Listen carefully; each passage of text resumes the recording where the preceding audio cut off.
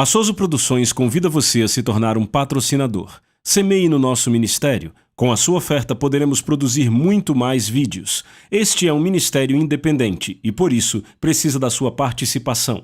Inscreva-se no canal e compartilhe os vídeos. Seja um multiplicador desta visão.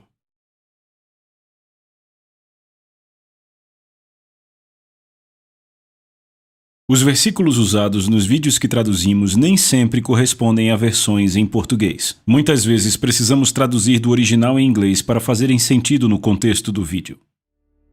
Abra em Atos, capítulo 20. Atos, capítulo 20. O apóstolo Paulo tinha começado a igreja de Éfeso. Atos, capítulo 20. E houve um avivamento impressionante na cidade de Éfeso. Se você ler o livro de Atos, vai ver que houve uma revolução, uma revolta entre aqueles que trabalhavam com prata. E a razão para aquela revolta foi porque muitas pessoas estavam se convertendo a Cristo em Éfeso e não queriam mais comprar aquelas estátuas de prata da deusa Diana. E este fato realmente atingiu o mercado da prata, o mercado dos ídolos. E então houve uma enorme convocação para todos aqueles que trabalhavam com prata, não apenas em Éfeso, mas em toda a Ásia Menor. E a Bíblia diz que eles bradavam em alta voz e diziam: "Grande é Diana dos Efésios!" E começavam a gritar e a esbravejar e geraram uma revolução na cidade de Éfeso. E devido ao fato de Paulo ser o líder principal da igreja naquela época, ele foi expulso da cidade de Éfeso, e aquele evento entristeceu muito o apóstolo Paulo. Ele tinha ficado em Éfeso por mais tempo do que jamais ficou em qualquer outro lugar. O seu maior sucesso foi na cidade de Éfeso. E de fato, na época em que ele deixou Éfeso, acredita-se que a igreja de Éfeso já havia crescido e chegado a cerca de 60.000 membros. Era uma igreja enorme, enorme. Considerando que a cidade de Éfeso só tinha uma população de cerca de 150.000 pessoas, ou seja, quase metade das pessoas havia aceitado a Cristo. Mas por causa dessa grande perseguição, o apóstolo Paulo escapou para continuar vivo, e quando ele foi proibido por lei e jamais poderia retornar à cidade de Éfeso. E quando ele saiu, a sua saída foi tão rápida que ele não teve tempo de reunir os líderes e dizer adeus, e eu estou certo que ele queria dar um abraço, um beijo neles, mas não houve tempo para isso, porque a sua vida estava em risco, e então ele se foi. E quando ele foi embora, ao invés de infelicidade, em vez de dizer: "Oh, eu perdi o meu ministério em Éfeso", ele começou a pensar sobre como ele poderia continuar com o seu ministério para a cidade de Éfeso. Eu nunca vou esquecer, muitos anos atrás, o Senhor falou comigo e disse: "Se uma porta fechar, eu vou te mostrar uma janela aberta." E o apóstolo Paulo começou a procurar por uma janela aberta, uma forma alternativa de ministrar à igreja de Éfeso. Jesus disse que devemos ser sábios como o quê? Serpentes e gentis como pombas. A maioria das pessoas não gosta de cobras. E de fato, quando a maioria lê esse versículo em que Jesus falou, elas nem gostam dele ser sábio como uma serpente. Que história é essa de ser como uma serpente? Bem, se você parar para pensar, uma serpente é bem esperta. Sabe, quando eu era garoto eu tinha uma coleção de cobras. Eu tinha todo tipo de serpentes. Eu tinha cabeça de cobre, serpente de jardim. Quando eu e a Denise casamos, consegui uma piton birmanesa que tinha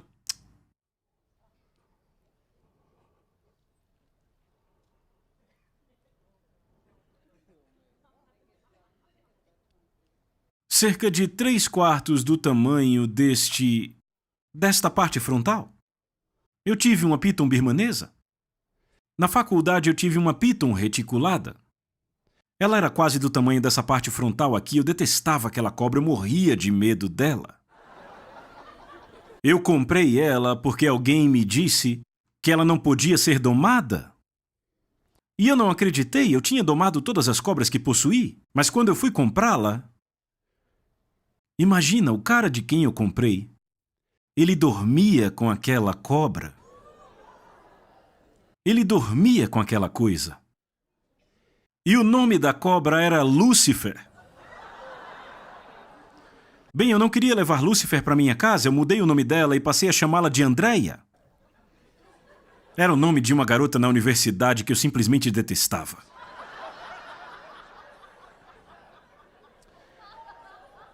Mas a questão é que eu conheço um pouco sobre cobras. É muito difícil prender uma cobra. Tudo que uma cobra precisa é de um pequenino buraco para ela conseguir sair de qualquer caixa. E quando Jesus disse que devíamos ser espertos como serpentes, há um ensino e tanto aí. Uma serpente sabe como sair de qualquer bagunça. Uma serpente sabe quando se manter discreta e uma serpente sabe quando atacar. E quando você está trabalhando no ministério, precisa saber dessas coisas. Há um momento de ficar abaixado e quieto, e então há um momento de atacar. E quando uma oportunidade passa na sua frente, como uma serpente, você não pode parar e ficar pensando por um longo tempo, porque se você ficar pensando demais, a oportunidade vai passar por você, mas você tem que estar sensível ao Espírito para o momento, para o que está diante de você. E quando Deus põe algo diante de você como uma serpente, você tem que atacar, tem que agarrar esta oportunidade. Ou você vai perdê-la e ela vai passar para outra pessoa. Há um tempo de ser discreto. Muitas vezes, quando o apóstolo Paulo chegava a uma cidade, ficava quietinho. Quando Jesus chegava numa cidade, ele nem sempre anunciava a sua presença. Ele ficava quieto porque o anúncio da sua presença causaria problemas para o seu ministério. Então há um tempo de ficar quieto e há um tempo de ser agressivo, e você tem que saber esses tempos. Mas porque o apóstolo Paulo foi posto para fora da cidade de Éfeso, ele começou a pensar como uma serpente. Eis as palavras que o Senhor me disse muitos anos atrás. Ele disse: se você quer sobreviver na União Soviética, vai ter que aprender a pensar como uma cobra. Isso foi de muita ajuda para mim. E sabe, isso também é verdade se você tem um negócio. Você tem que aprender a pensar como uma cobra. Como atacar, quando ficar quieto. Como sair de um momento em que você acha que ficou encurralado nos seus negócios. Existe uma saída se você ouvir o Espírito Santo. E se você ouvir o Espírito Santo, você pode fazer qualquer coisa, mesmo se o homem disser que você não pode. Bem, o apóstolo Paulo foi posto para fora de Éfeso, e o que ele ia fazer? Eu te digo o que ele fez. Ele pegou a estrada para a cidade de Mileto, e a cidade de Mileto ficava à beira-mar. E quando ele chegou na cidade de Mileto, ele alugou todos os hotéis do lugar, e ele até alugou um grande anfiteatro do lugar onde cabiam 10.000 pessoas. E ele enviou uma palavra para Éfeso. E ele disse: já que eu não posso ir até vocês, eu quero que todos os presbíteros de Éfeso venham até mim. Esta foi a janela dele. A porta para Éfeso estava fechada, mas em Mileto, que era muito perto, ele tinha uma janela aberta. Então, ao invés de voltar para Éfeso, ele chamou todos os presbíteros, todos os líderes de Éfeso, para virem vê-lo.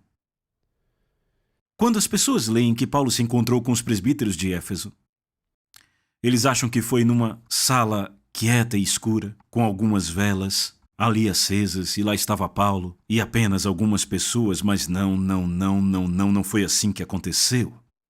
Ele chamou todos eles. E a maioria dos estudiosos crê que aqueles a quem ele chamou provavelmente eram líderes dos grupos nas casas. Grupos nas casas. E 10.000 deles, 10.000 deles, andaram da cidade de Éfeso para a cidade de Mileto. Sabe, se você tem uma igreja de 60.000 membros, é muito razoável pensar que você tem 10.000 grupos nas casas. E então todos os líderes vieram para Éfeso. E eles encheram aquele auditório, aquele coliseu. E Paulo ficou no meio daquele coliseu e falou suas últimas palavras para aqueles líderes que ele tinha levantado ao longo de quase 3 anos. E eu quero que você veja o que ele disse a eles aqui nesse capítulo. Todo mundo comigo? Então, Notem o que ele diz, capítulo 20, verso 17. De Mileto ele enviou para Éfeso a chamar os presbíteros da igreja. Então pule para o versículo 28. Ele disse: tenham cuidado, pois, de vós mesmos. A palavra em grego para tenham cuidado é agarrem-se no chão. Fiquem firmes. Poderíamos traduzir como faça de você e da sua vida sua maior prioridade. E há uma grande verdade nisso. Porque se você serve todo mundo e nunca presta atenção à sua vida espiritual, não vai demorar muito até você não conseguir mais servir outras pessoas.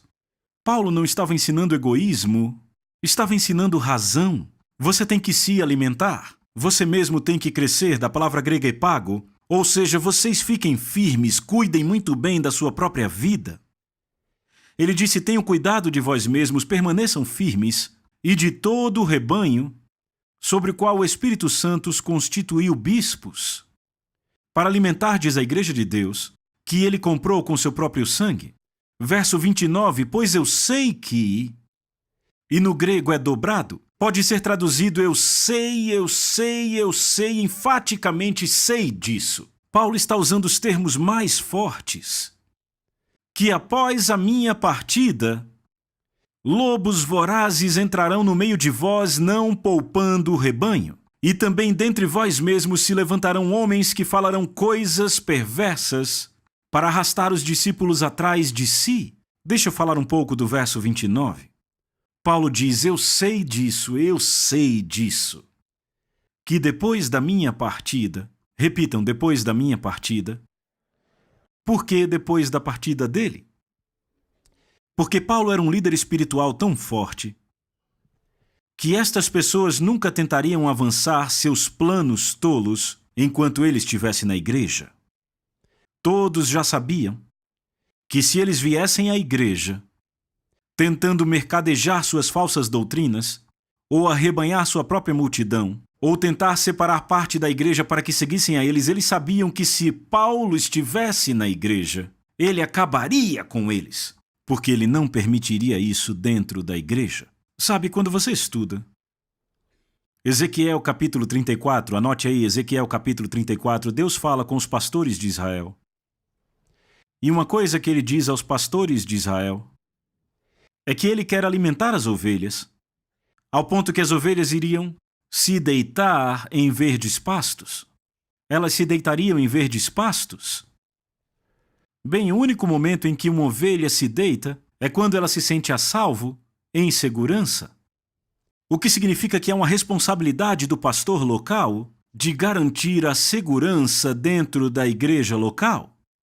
Aquelas ovelhas na congregação dele devem ser protegidas por sua cobertura, devem se sentir protegidas por seu ensino, e por ele ser um homem de integridade, elas poderão descansar sabendo que ele não vai permitir que ninguém falso suba em seu púlpito, ele não vai permitir que nenhum lobo venha àquela congregação tirar vantagem das ovelhas. E quando o pastor faz o seu trabalho bem, as ovelhas se deitam. Elas se sentem em paz, elas descansam.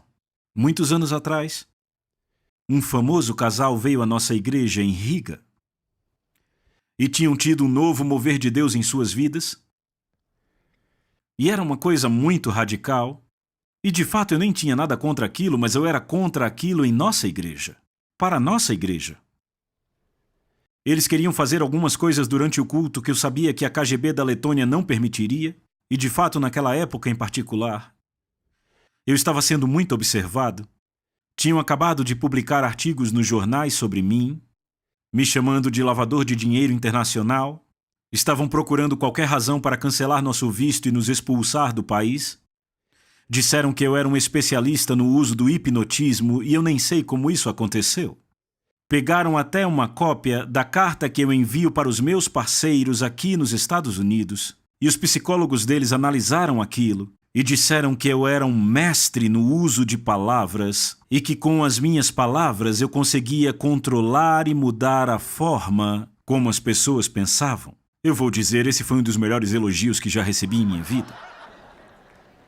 E estavam tão assustados comigo que publicaram esse enorme artigo nos jornais E na página da frente desse artigo era uma página inteira. Havia o desenho de um homem cujos olhos estavam petrificados e uma grande mão como uma garra no topo da cabeça dele. E em russo a manchete dizia "Dela stoyat biest kaju", faça o que eu digo para você fazer. E era sobre como eu usava o hipnotismo para controlar as mentes da nossa congregação. Eu lembro que quando eu li, eu disse: Deus, por favor, me ensine a fazer isso. Mas a questão é que estavam atrás de mim. Estavam atrás de mim. A Receita Federal olhava os nossos livros, graças a Deus nunca acharam nada, mas estavam atrás de mim. Já nos chamavam de hereges, de seita. De fato, veio outro artigo de 2 páginas no jornal. Em uma página mostrava Buda, mostrava Hitler, na outra página mostrava Krishna, mostravam os Mormons, Testemunhas de Jeová, e eu estava no centro deles. E o artigo me chamava o guru do movimento pentecostal.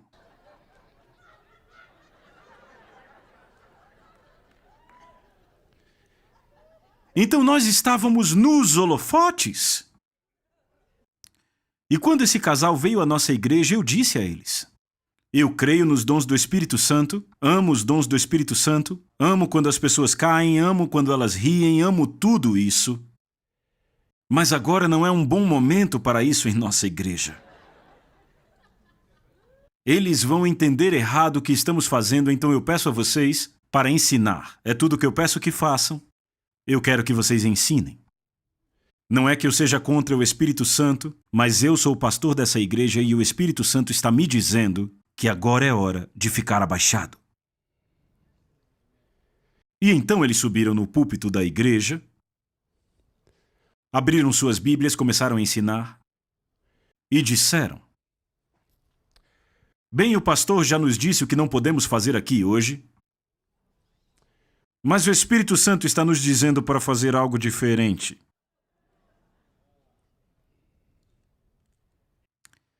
Então eu sentei na fileira da frente. Estava um pouco chocado. E pensei: o que eu devo fazer? Bem, nenhum pastor quer restringir o mover do Espírito Santo.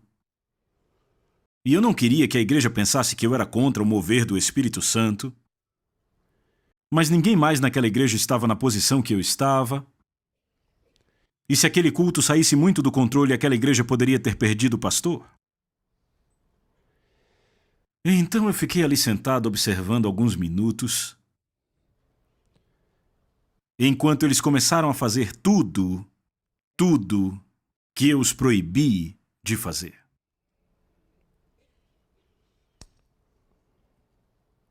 O culto começou a ficar totalmente fora de controle. E não era o Espírito Santo. Porque o Espírito Santo não violaria o que eu disse àquelas pessoas. Deus respeita a autoridade. Eles apenas sabiam manipular pessoas. Então eu pensei: o que eu devo fazer? Então, finalmente eu decidi. Esse culto acabou. Havia programação para aquelas pessoas pregarem em nossa igreja 5 dias. Viajaram vindo do outro lado do mundo. Pagaram por suas despesas. Eles eram autores muito famosos. Jamie Buckingham, grande líder cristão, disse que um deles possivelmente seria um dos maiores escritores da nossa geração.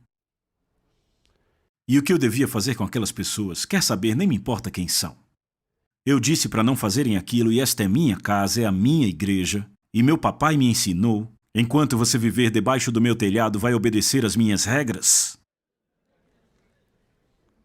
Então eu levantei, fui até a plataforma, tirei o microfone da mão deles e os tirei do caminho. Eu disse: esse culto acabou, não haverá mais reuniões essa semana. Eu os proibi de fazer o que eles estão fazendo hoje aqui e eles desconsideraram minha autoridade. Este culto Acabou. E essas pessoas nunca mais serão convidadas para essa igreja de novo.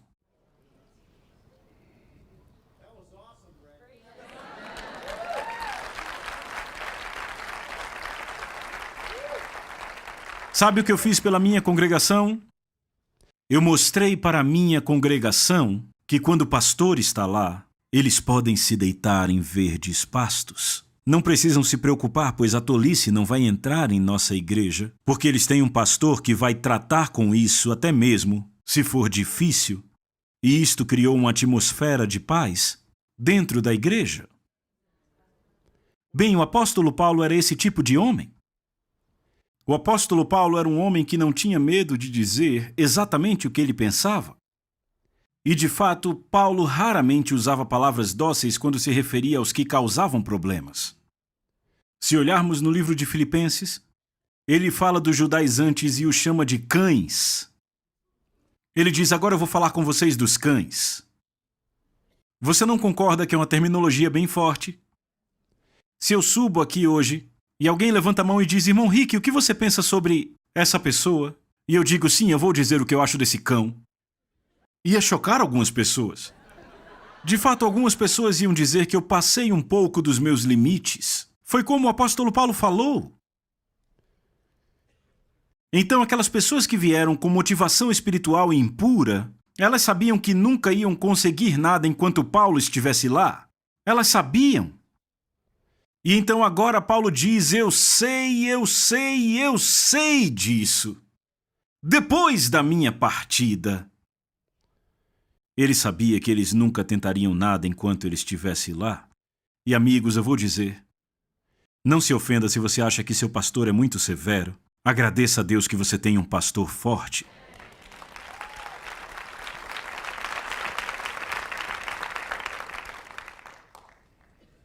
Então Paulo diz, depois da minha partida, lobos vorazes. Lobos vorazes. Essa palavra voraz, no grego, traz a ideia de uma violência, um estupro. Estuprar. Ora, o que é um estupro? É tomar o que não pertence a você. Não é amor, é abuso. E Paulo diz que esses lobos, o coração deles não é para a congregação, eles não veem a igreja como um rebanho, eles veem a igreja como seus clientes. Eles veem a igreja como potencial para ter aquilo que eles querem. Eles não vêm para dar, eles vêm para tirar. Lobos vorazes, lobos que violentam. Porque eu sei que após a minha partida, lobos vorazes entrarão no meio de vós, não poupando o rebanho. E aí notem o que ele diz depois, e também dentre vós mesmos. Também dentre vós mesmos. Se levantarão homens que falarão coisas perversas para arrastar os discípulos atrás de si. E meu amigo, eu quero te dizer, é muito mais fácil lidar com estas pessoas que vêm de fora. Porque você pode rapidamente reconhecê-las. Se você tem um visitante que vem à sua igreja ou ao seu grupo na casa, ou a um evento da igreja, você pode rapidamente discernir se ele tem o espírito certo ou errado. E se o espírito for errado, você pode tratar com eles rapidamente, não está conectado a eles, não os conhece, são invasores. São como um predador que acabou de chegar no rebanho e, de fato, esses sentimentos pastorais em você se levantam para tirar aquele lobo do rebanho. Mas o que acontece quando é um de vós mesmos? É isso que Paulo diz. Também dentre vós mesmos se levantarão homens. No grego ele diz, virão bem do meio de vocês. Agora lembre, Paulo está ali de pé no meio daquele estádio, daquela arena, falando para aproximadamente 10.000 líderes com quem ele trabalhou por 3 anos. Ele derramou a vida dele neles e agora ele está apontando o dedo dele para aqueles homens e dizendo, vocês, até do meio de vocês, bem no meio deste grupo, homens se levantarão, falando coisas perversas. A palavra perversa vem do grego diastrefo. significa pegar algo que já existe. Você me dá um pedaço de papel? Pegar algo que já existe e mudar isso, alterar. Ele não vai trazer uma doutrina nova. Ele não vai trazer uma falsa doutrina gritante. Pessoas que estudaram a Bíblia vão considerá-la. Mas é a palavra grega diastrefo, significa pegar algo que já existe, como esse pedaço de papel, e amassá-lo para alterá-lo. Então Paulo diz, eles trarão a palavra de Deus, virão com a palavra de Deus, mas vão adicionar a sua própria vírgula a isto, bem lentamente, vão começar a mudar o evangelho que eu dei a vocês. E sabe o que Pedro diz? Pedro diz que eles virão disfarçados. Você pode ler sobre isso em 2 Pedro, capítulo 2, verso 2. Traz a ideia de que eles vão espalhar a verdade deles dentro da igreja, só que essa verdade anda lado a lado com o engano. Eu vou dar um exemplo. Você já viu um pregador na TV? E cerca de metade do que ele diz soa muito certo? Mas há algumas coisas que ele diz que soam realmente erradas. Mas aí você pensa, bem, eu sei que a outra coisa que ele diz está certa. Eu sei que isso está certo, então talvez eu esteja errado, talvez eu não entenda. E pelo fato de metade da verdade estar ali, você tenta manter a mente aberta sem perceber que algo falso foi inserido no seu coração. É assim que eles operam. Fingidores, falsos ministros, com motivos impuros, eles nunca são gritantemente impuros, mas eles sempre vêm com o disfarce da sinceridade, com o disfarce de uma nova revelação ou uma nova visão, enquanto inserem suas mercadorias na casa de Deus. Eu vou dar um exemplo nas Escrituras. Em Gênesis capítulo 2, verso 15, apenas anote a referência. A Bíblia diz que Deus pôs o homem no jardim do Éden. E o jardim era o território dele. De fato, Deus disse palavras maravilhosas a Adão. Subjugue, domine, multiplique. Estas foram as primeiras palavras que Deus falou para um ser humano. Se você quer saber qual o plano de Deus para o homem, aí está. Deus fez o seu homem.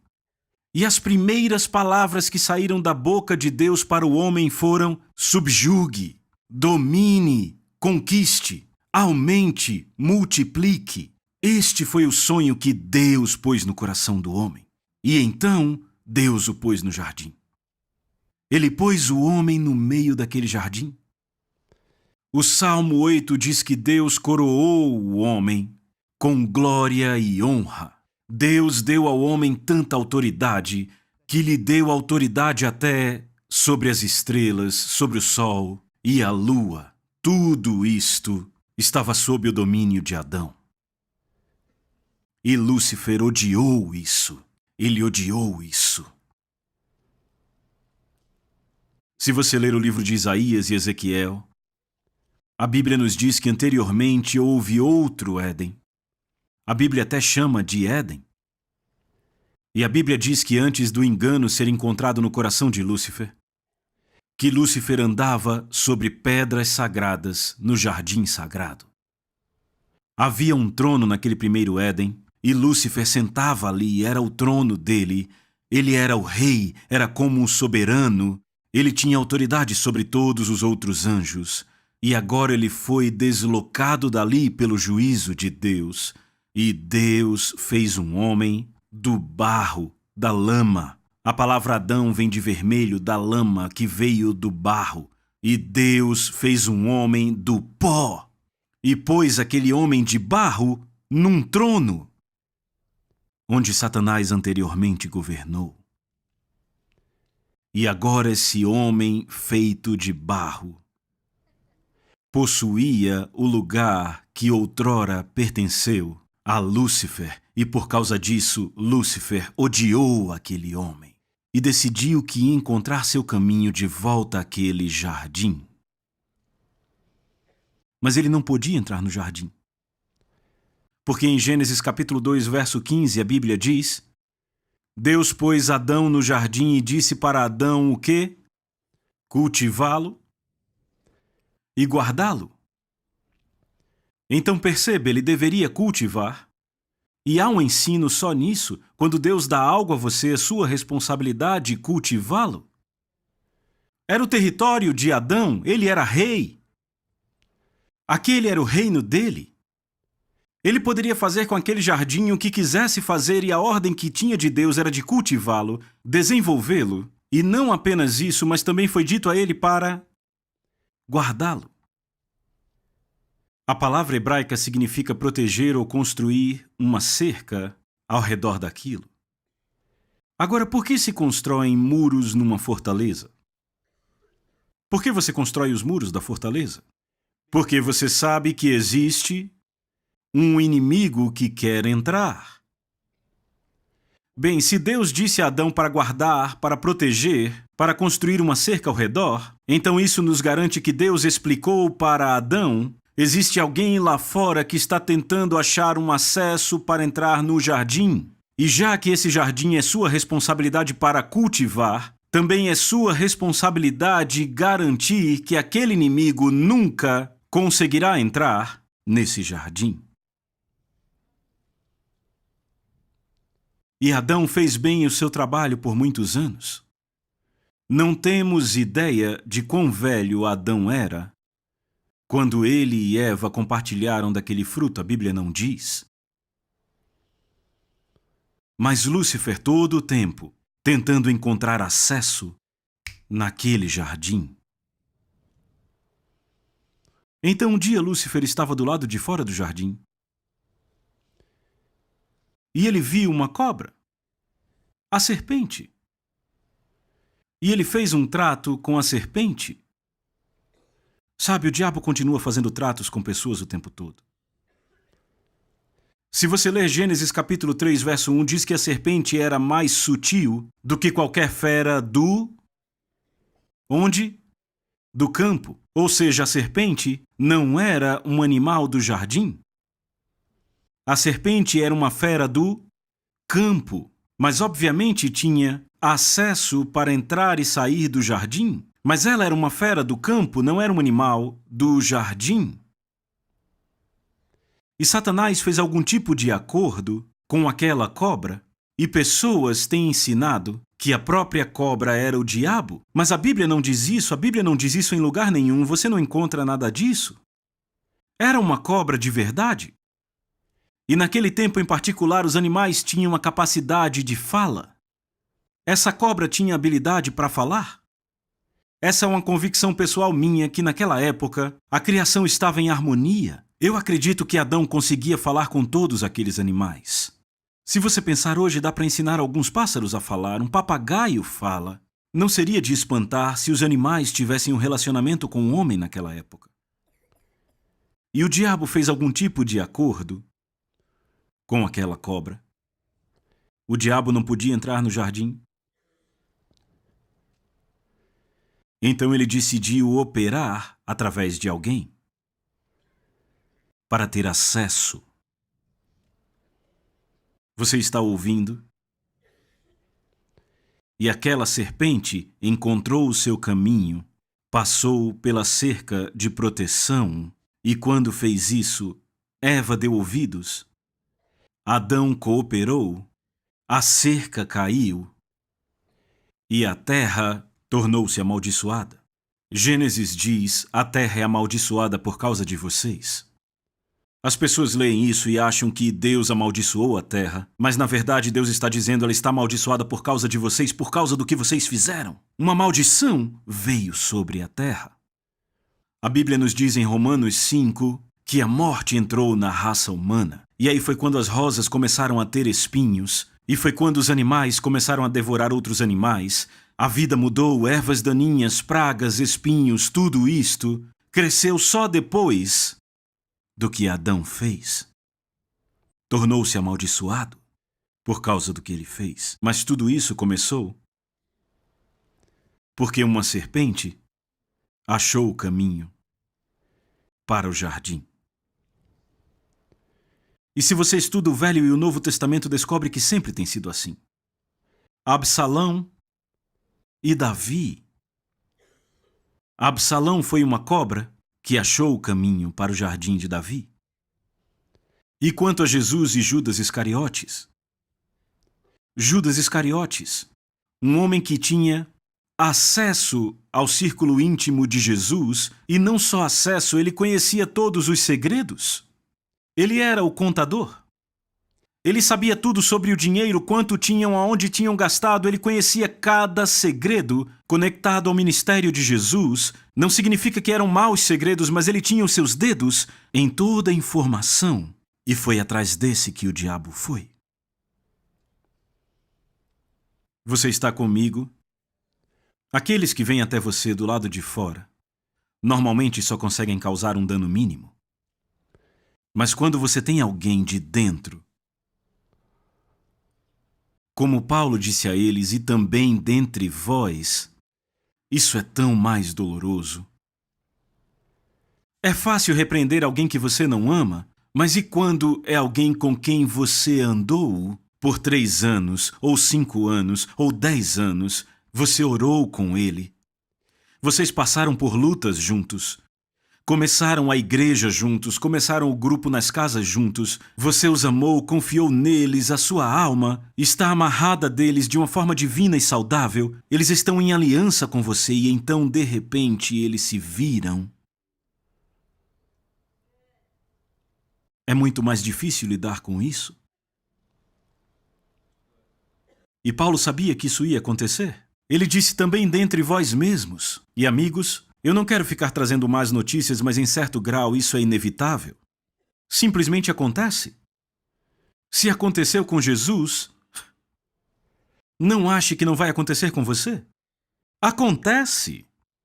Acredite, já tivemos vários Judas Iscariotes em nossa vida. Então Paulo diz também dentre vós mesmos, se levantarão homens. Ele diz que eles pegarão a verdade e vão torcê-la, vão mudá-la, com a intenção de arrastar os discípulos para si. Lembra que eu falei que a palavra vorazes traz a ideia de estupro? Não estão interessados no que podem dar ao rebanho, estão interessados no que podem tirar do rebanho. Estão interessados no que podem ganhar do rebanho. E com as suas palavras, começam a seduzir, começam a enganar, podem até usar as escrituras para fazê-lo. Foi por isso que ele disse que eles torcerão, perverterão a verdade. Agora veja o próximo versículo. Vocês estão comigo aqui?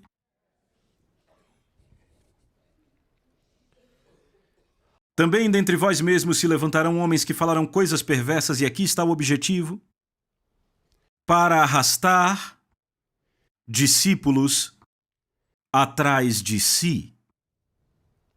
Portanto, vigiai lembrando-vos. Essa palavra vigiar vem do grego Gregório. Se o seu nome é Gregório, é daí que esse nome vem. Significa estar consciente, estar em guarda.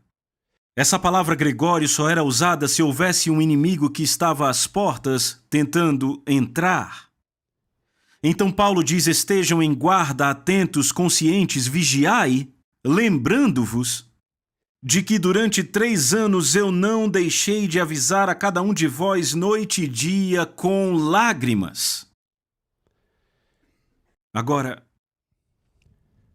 digamos que aqui é Éfeso e eu sou o apóstolo Paulo. E vocês são meus líderes de grupos nas casas.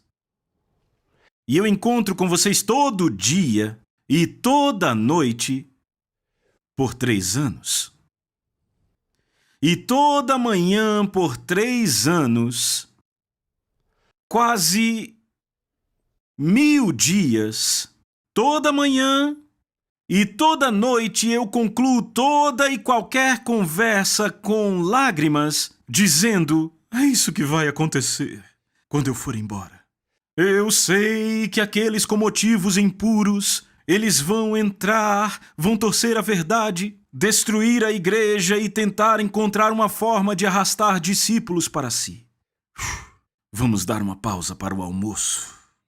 Voltamos à noite, e quando eu termino minha reunião da noite, eu aviso a vocês que quando eu for embora, lobos vorazes vão entrar e estuprar a igreja, vão tentar pegar tudo que puderem. Vejo vocês amanhã de manhã, encerramos nossa sessão noturna.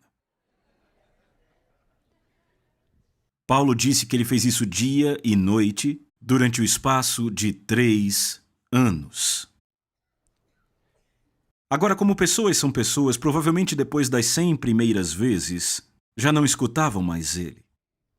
Sim, a mensagem acabou, lá vem ele chorar agora, lá vem ele repetir aquilo que a gente já ouviu mais de 2.000 vezes nos últimos 100 dias. E aí 1 ano se passa, ouviram 365 vezes, 2 vezes ao dia. 700 vezes basicamente em 1 ano. Outro ano se passa e eles ouvem outras 700 vezes de novo. Outro ano se passa e eles ouvem outra vez mais de 700 vezes aquilo. E agora ele está com eles pela última vez. É o adeus final dele. Ele prega a mensagem, os encoraja a continuar no ministério e ele diz sim! Uma última coisa. Eu sei que após a minha partida, lobos vorazes entrarão no meio de vós, não poupando o rebanho. E também dentre vós mesmos, do meio de vocês, se levantarão homens, pegando o meu evangelho, torcendo e falando coisas pervertidas, e o propósito será arrastar os discípulos atrás de si.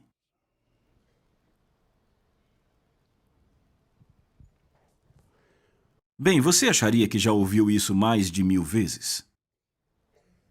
De fato, quase 2000 vezes. Você já pegou a mensagem. Mas adivinha o que aconteceu? Quando ele partiu, bem do meio deles, oportunistas se levantaram que estavam apenas esperando aquele momento, quando o pastor não estaria mais ali, para tomar o poder, para arrastar os discípulos atrás de si. Agora, quando você tem um pastor forte, isso não acontece. Não acontece porque as pessoas têm medo. Quando você tem um pastor fraco, acontece o tempo todo. Sabe o que uma igreja quer? Toda a igreja sabe o que o seu grupo nas casas quer? Querem que seu líder seja forte. Foi por isso que Deus disse a Josué 3 vezes, "Sê forte e corajoso." Da segunda vez ele disse apenas "Sê forte e muito corajoso."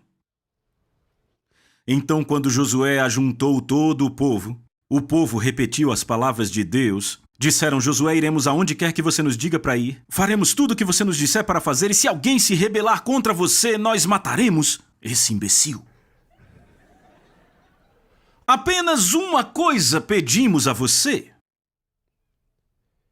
Seja forte e corajoso." O povo disse isso. Deus disse 2 vezes.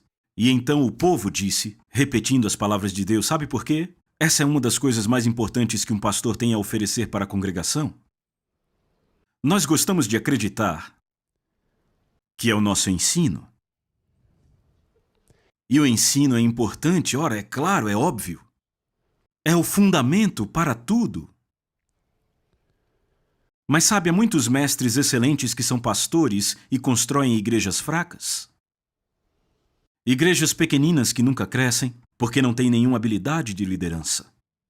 Não são fortes, facilmente manipuláveis, e embora tenham os melhores ensinos bíblicos, nunca serão conhecidos, nunca reconhecidos, porque não são fortes. E no lugar onde você tem um pastor fraco, existem muitos competidores pela liderança.